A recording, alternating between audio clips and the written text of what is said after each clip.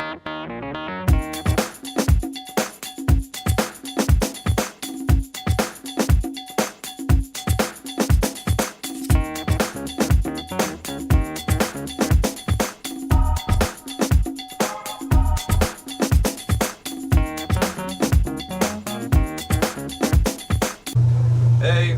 filling in. Okay, so it's been a while since I did a video, and Dave and I have both been busy, but we're back on it now. So, all right. Recent movie I just saw, 50 Shades of Grey, the first movie of 2015 that I've seen, and well, I saw it on Valentine's Day, so I didn't figure of seeing it on Friday the 13th because, well, anyway. So yeah, I saw 50 Shades of Grey by myself, and I mean, it was Valentine's Day, and normally I consider it the embodiment of evil, but you know, I figured 50 Shades of Grey probably could be the funniest thing to ever happen on Valentine's Day, so I figured why the hell not, and I didn't have anything better to do, so anyway, I got into I bought my ticket early because I had a feeling that there was going to be a lot of people going in to see it, and when I did see it, oh man, it was packed. You figure that all these people were seeing the Avengers or something, but it's 50 Shades of Grey, and most of the people in there was a lot of women in there, and a lot of men too.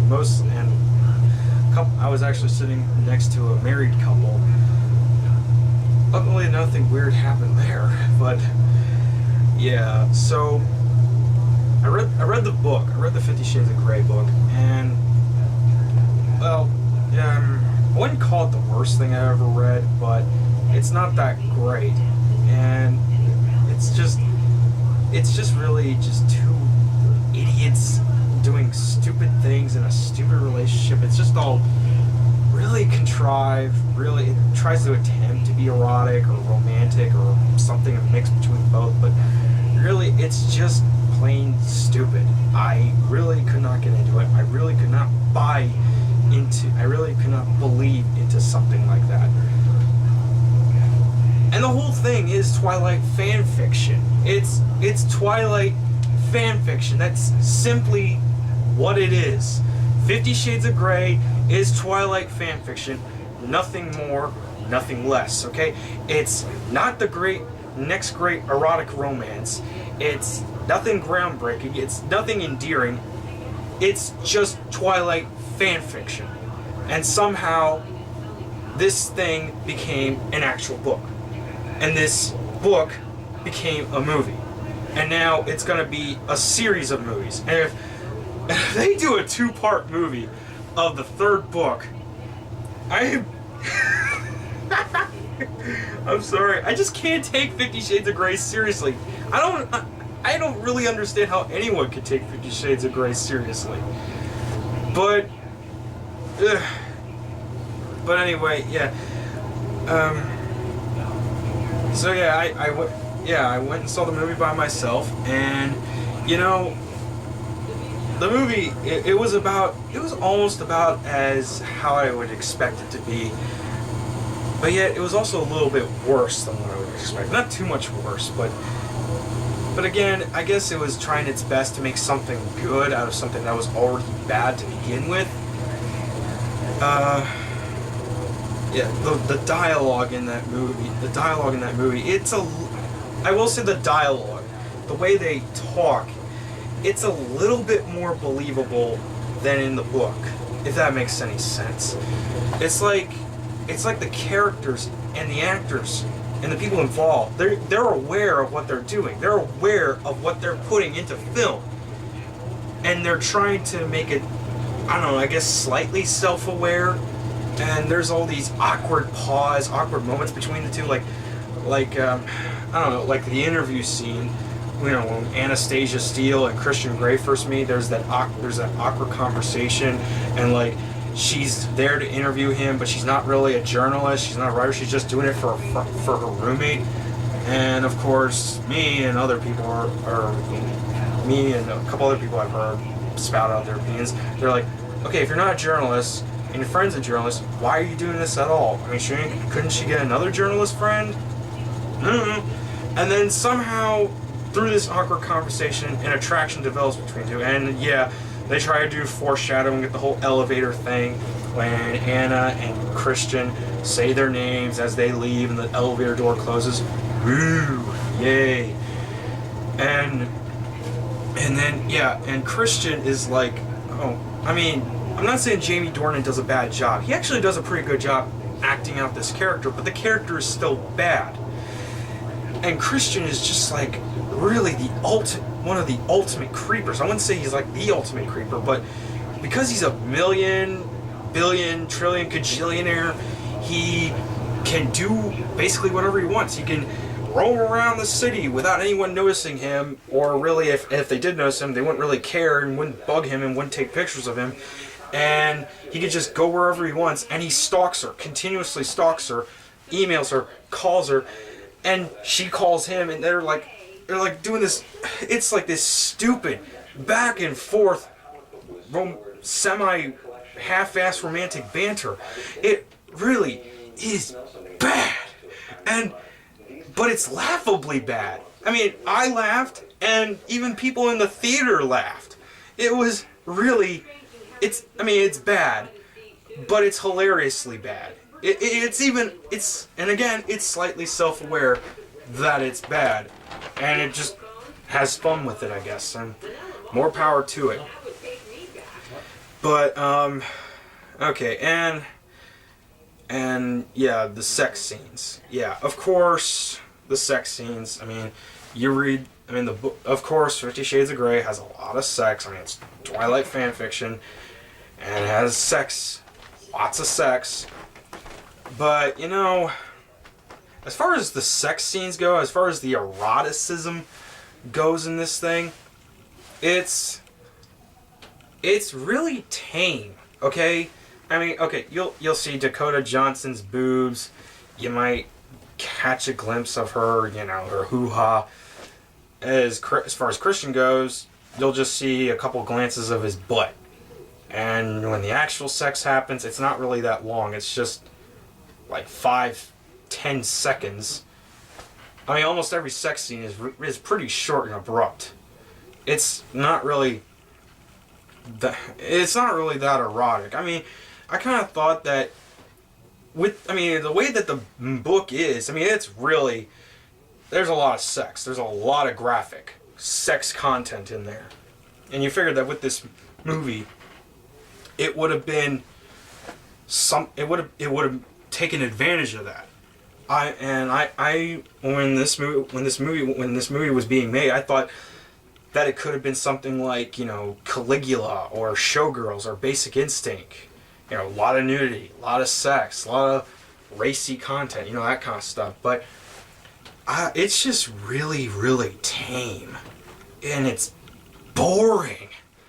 I could find hotter stuff on Skinamax, for crying out loud, or the internet. But wow, they should have made this movie NC-17. If they had made this movie NC-17, it would have been a lot more, well, erotic, I guess. I can't think of another word. Maybe there's going to be some kind of director's cut or special edition DVD that'll make it even more raunchier or something. Who knows? And again, and then they get into the whole dominant, submissive, S&M, BDSM stuff. And I don't know, it's like they sort of do it, but they don't really get into the, and they talk about the contract stuff, but there's no contracts being signed. And Christian still being a creeper, continuously emailing her and stalking her and stuff, and she doesn't mind it at all. And then near the end of the movie, Christian and Anna finally do the whole hard limits thing, and then Anna's like, "You're a sick man. I don't want to be around you anymore." And it's like, what the hell is going on? and by the time it gets to that, it's just really so boring. And again, it's abrupt. The ending is pretty abrupt too. They do that whole elevator thing where they say each other's names as they're leaving, and it's just, really? That's how it ends? I mean, the movie felt pretty long. I mean, I got into the theater about 1:45. That's when the movie started. But then again, there's the trailers and stuff. And I didn't see all the trailers. I was in line to get popcorn drinks, and there was a long line for that. The only trailer that I saw that was attached to this movie was Magic Mike Double XL. I don't know what other trailers there were for it, but yeah,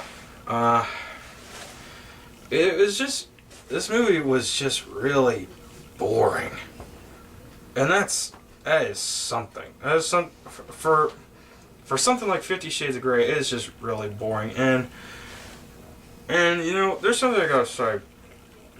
I've been hearing a lot about how this movie glorifies rape.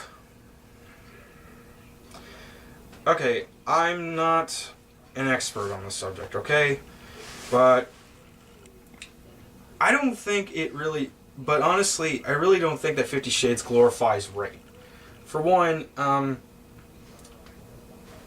in the book and in the movie seems pretty...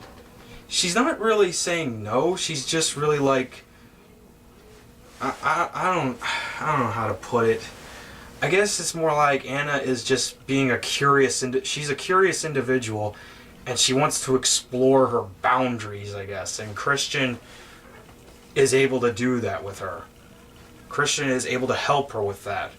That's what it seems like. She's trying to explore her limits, her boundaries.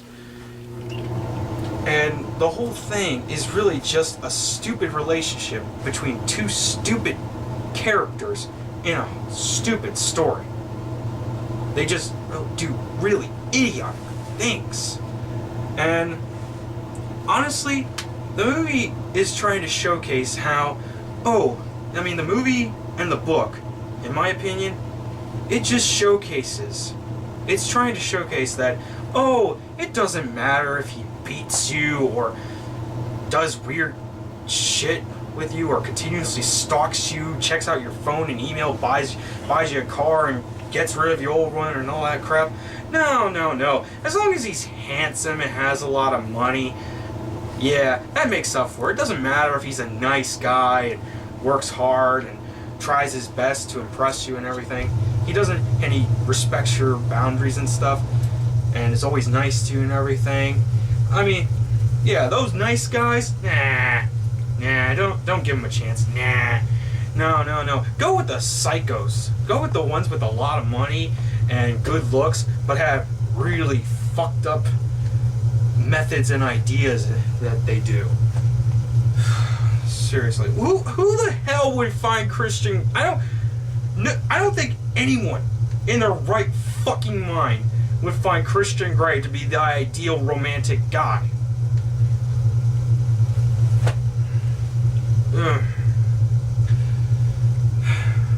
And you know, as far as the whole glorifying rape goes, okay, I didn't hear much about the book, people booing about the book glorifying rape.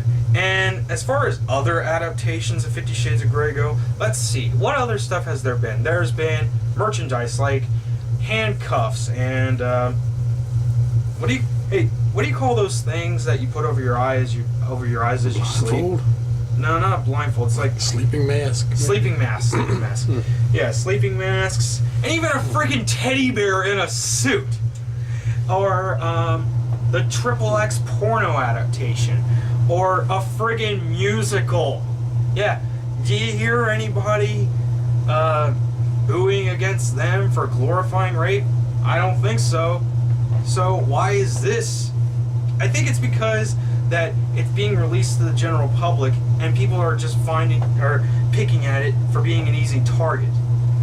That's what it is. It's just an easy target for ridicule.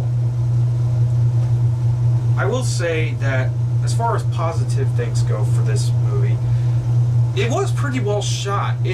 everything looked clean and clear, and the camera work was right, and the acting was pretty okay.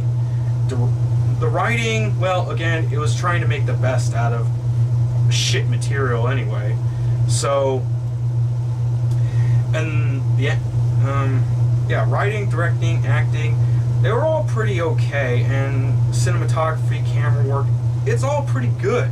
In fact, it kind of reminded me of The Social Network with the music, the way that they did the whole opening credits, and the way that technology is sort of interspersed in there. And of course, yeah, Dakota Johnson was also in The Social Network. But yeah, the movie was actually pretty well made. So yeah, I mean, if you were to compare this to, like, say, something like Michael Bay would make. I mean, Michael Bay is like constantly moving the camera, he's spinning it around all over the fucking place, and it looks dirty and filthy as shit. I mean, like, everyone's like all sweaty and glistening and all covered in dirt, and debris flying and dust is all over the place. It's not like that with 50 Shades of Grey. But I bet you, if Michael Bay had a hand in this, he would make this as music video-y as possible, if that makes any sense. Does that make sense to you, Dave? Mm-hmm. Yeah. I mean, not that I was saying music videos are bad, but hopefully you get my point with that. And of course, there's gonna be more of this stuff. There's gonna be more 50 Shades of Grey. And I am reading the second book, but the second book is just worse. It's constant sex. It's like sex every few pages. It's like, Jesus Christ, okay, I get it. It's trying to be erotic. You don't have to make that any more obvious, but it just, ugh. And I hope, and I can't believe I'm saying this, but if they are going to make the next 2 books into movies, don't hold anything back, okay? You're trying to make something erotic, you're trying to make something that's mainstream, go all out, okay? Go all out. Go Caligula, go Showgirls, go Basic Instinct on that shit. Seriously. I mean, stand and deliver. That's all I gotta say about it. I mean, to couples out there, if you're looking to spice up your romantic life or something, I don't know. It's none of my business, but you want to go see it, you want to get a kick out of it, go right ahead. No one's stopping you. And for those who are desperate and single, well, if you got nothing better to do, go ahead. Anyway, that's my bit on 50 Shades of Grey. Talk to you later.